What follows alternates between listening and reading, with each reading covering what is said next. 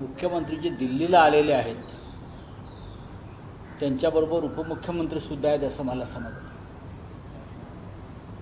जवाहरलाल नेहरू विद्यापीठामध्ये मला वाटतं मराठी भाषेचं एक अध्ययन केंद्र स्थापन करतायत. हे कौतुकास्पद गोष्ट आहे. त्याबद्दल मी त्यांचं अभिनंदन करतो.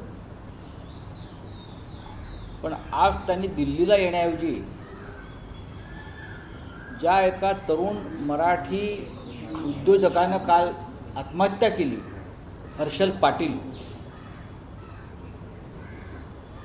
पाटील या तरुणानं जी आत्महत्या केली, जो लहानसा उद्योजक आहे, ज्याने 80 लाखाचं कर्ज घेऊन जलजीवन मिशनमध्ये 1,40,00,000 काम केलं आणि त्याचं बिल मिळालं नाही. महिनोन-महिने तो सरकारी कार्यालयात चपला झिजवतोय आणि शेवटी एका हतबलतेनं त्यांनी काल आत्महत्या केली. त्या हर्षल पाटीलच्या घरी जाऊन त्याच्या कुटुंबाचा आक्रोश या निर्दयी सरकारच्या मुख्यमंत्र्यांनी आणि उपमुख्यमंत्र्यांनी जर पाहिला असता तर त्यांना महाराष्ट्रात काय परिस्थिती आहे हे कदाचित कळलं असतं. या राज्याचे मुख्यमंत्री आणि त्यांचे 2 डेप्युटी हे कोणत्या हवेत आणि कोणत्या भ्रमात वावरत आहेत आणि कोणत्या जगात वावरत आहेत. आणि देवेंद्र फडणवीसांचं परवा किती मोठं कौतुक केलं प्रधानमंत्र्यांनी. प्रधानमंत्र्यांनी महाराष्ट्रात 2 दिवस राहावं येऊन आणि गेल्या 5 महिन्याच्या आत्महत्या झालेल्या शेतकऱ्यांच्या आणि अशा तरुण उद्योजकांच्या त्यांच्या कुटुंबियांना बोलवावं आणि ह्या राज्याचं कसं स्मशान केलं आहे देवेंद्र फडणवीस आणि त्यांच्या 2 डेप्युटींनी हे समजून घ्यावं. हर्षल पाटीलची आत्महत्या हा सदोष मनुष्यवध आहे. त्याला आत्महत्या का करावी लागली? जलजीवन मिशनमध्ये केलेल्या कामाचे पैसे त्याला वेळेत काय मिळू शकले नाहीत? त्याला कोण जबाबदार आहेत? कोणते मंत्री जबाबदार आहेत? कोणते अधिकारी जबाबदार आहेत? त्यांच्यावर सदोष मनुष्यवधाचा गुन्हा हे दाखल करणार आहेत का? त्यांना खरोखर न्याय द्यायचा असेल 1,40,00,000 तुमच्याकडे नाही सरकारच्या खात्यामध्ये. ठेकेदारांची 80,000 कोटीची बिलं थकली आहेत. अनेक ठेकेदारांनी आत्महत्या केल्या. मुख्यमंत्र्यांच्या गाडीसमोर जाळून घेण्याचा प्रयत्न केला आणि काल या तरुण हर्षल पाटीलने आत्महत्या केली. तरीसुद्धा हे सरकारमधले 2-3 लोक हे मौज मजा करत फिरतात नरेंद्र मोदीप्रमाणे. काय चाललं या महाराष्ट्रामध्ये? त्या गडचिरोलीला गेले वाढदिवसाच्या दिवशी आणि तिथून म्हटले की शहरामध्ये नक्षलवाद वाढला आहे. परत बोलले की शहरामध्ये माओवाद नक्षलवाद वाढला आहे. अहो, तुमच्या पक्षामध्ये आणि सरकारमध्ये नक्षलवाद आहे. नक्षलवाद म्हणजे हिंसाचार असेल तर तुमचे लोक हिंसाचार करतायत. काल दौंडमध्ये सत्ताधारी पक्षाच्या एका आमदाराच्या भावानं एका नर्तिकेवर गोळ्या चालवल्या. ही हिंमत येते कुठून? हा नक्षलवादच आहे ना. ते अजित पवारच्या असतील किंवा एकनाथ शिंदेच्या असतील, लोक सरकारचेच आहेत ना. खुलेआम मारामाऱ्या होत आहेत, एकमेकावरती हल्ले करतात सरकारचे लोक. हा नक्षलवादच आहे. आधी तुमच्या सरकारमधला हा नक्षलवाद, हनी ट्रॅप सुद्धा नक्षलवादच आहे, लक्षात घ्या. हा सुद्धा एक प्रकारचा नाजूक दहशतवाद आहे. हे सगळं तुमच्या सरकारमध्ये फडणवीस चालू असताना तुम्ही गोलगप्प्यासारखे गोडगप्पा कोणाला मारून दाखवत आहे? थांबवा हे प्रकार. महाराष्ट्र खतम होते, महाराष्ट्र लुटला जातोय, महाराष्ट्राची बेअब्रू होते. आमच्या काल संसदेतल्या महिला खासदारांनी निशिकांत दुबेला जाब विचारला. तुम्ही काय केलं? अडवून विचारलं आमच्या खासदारांनी. तुमच्यात हिंमत आहे का हे करण्याची?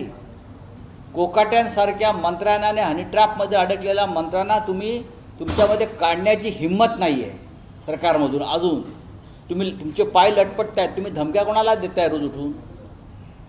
हे प्रकार राज्याच्या मुख्यमंत्र्यांनी थांबवायला पाहिजे आणि राज्य गांभीर्याने चालवायचा प्रयत्न केला पाहिजे. इतकंच मी त्यांना सांगेन.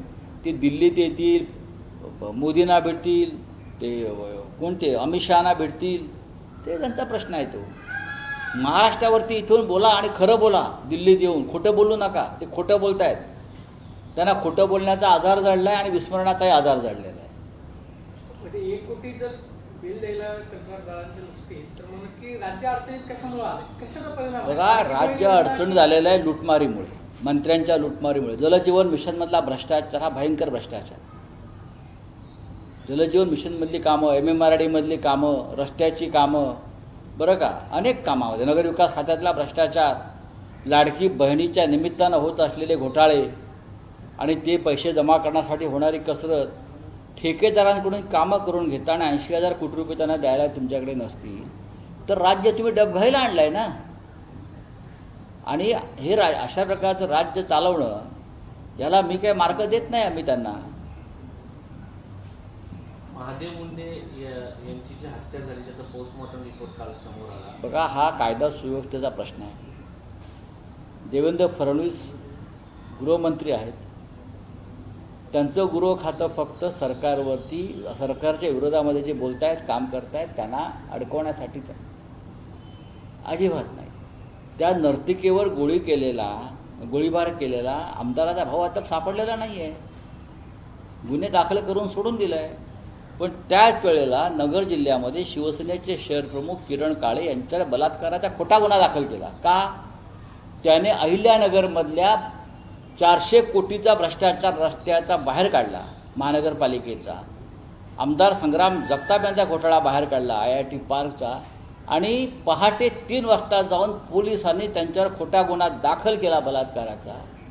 पण पहाटे 3 वाजता पोलीस आमच्या कार्यकर्त्याकडे पोचतात. पण त्या नर्तिकेवर केलेला गोळीबार करून, बंदुका काढून त्या बाईला जखमी केलं. ती बाई मृत्यूशी झुंज देते आहे. पोलीस त्याला पकडू शकले नाही. ही या राज्याची परिस्थिती आहे. कोणाला तुम्ही कायदा, विरोधकांना फक्त अटकाव करण्यासाठी, विरोधकांचा गळा दाबण्यासाठी तुमचा कायद्याचं काम चालू आहे या राज्यामध्ये. हर्षल पाटीलच्या गुन्हेगारांना पकडणार आहात तुम्ही? आत्महत्या आहे, हा खून आहे म्हणतो मी. हा सरकारनं केलेला खून आहे. सरकारकडे जर पैसे नसतील मग कामं देताय कशाला? 1,40,00,000 नसतील तर तुम्ही कामं काढताय कशाला? मंत्र्यांना कमिशन खाण्यासाठी.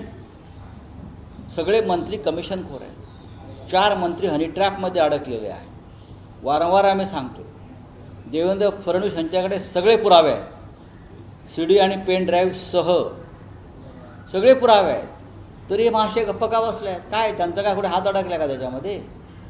का गप्पा बसले आहेत? बताइए. कारण काय आहे? गप्प काय आहेत? नुसतं चेहऱ्यावरती खोटं हास्य घेऊन फिरता आणि भाषणं करताय. काय तुम्ही त्या गडचिरोलीला स्टील सिटी करताय, उत्तम. पण महाराष्ट्र पोकळ होतोय बघा ना. महाराष्ट्र पोकळ झालाय हो पूर्णपणे तुमच्या या कारभारामुळे. कशाची भीती आहे हनी ट्रॅपमध्ये? म्हणजे तुम्ही म्हणताय की त्यांचीच माणसं अडकली आहेत ना. भीती अशी आहे की त्यांचीच माणसं अडकलेली आहेत जवळची. त्यांचे सगळे संकट मोचक त्यात अडकलेले आहेत. मी कोणाचं नाव घेत नाहीये. त्यांचेच लोक अडकले आहेत. आणि मी 4 मंत्र्यांची नावं घेतोय, सांगतोय. पण इतर अनेक जण आहेत त्यांचेच लोक, त्यांच्याच जवळचे लोक आहेत. अख्खा भाजपचा गोतावळा त्याच्यामध्ये अडकलेला आहे. याचं मी काल स्पष्टपणे सांगितलं. आमचे 4 खासदार हनी ट्रॅपमध्ये यांनी अडकवले होते आणि ते सोडून गेले. आमचे 4 तरुण खासदार, बरं का, एकदम शक्तिमान खासदार, त्याला समजणारे, हे हनी ट्रॅपमध्ये ह्या लोकांनी अडकवले व्यवस्थित आणि त्यांना शिवसेना सोडायला भाग पाडलं. काही आमचे आमदार त्यात अडकवले. ठीक आहे, आता तुमचं बोला. तुम्ही कुणाला वाचवताय? तुम्ही असं म्हणालात की दाढी टाकण्यात आलाय, त्याच्या काय मध्ये मिळालंय का? 100% मिळालेलं आहे. 100% मिळालेलं आहे. पण पोलीस हे भाजपा कार्यकर्त्यासारखे काम करत आहेत. पोलीस हे गृह खात्याच्या अधीन राहून देवेंद्र फडणवीस यांची खाजगी कामं करत आहेत आपापल्या लोकांना वाचवण्यासाठी.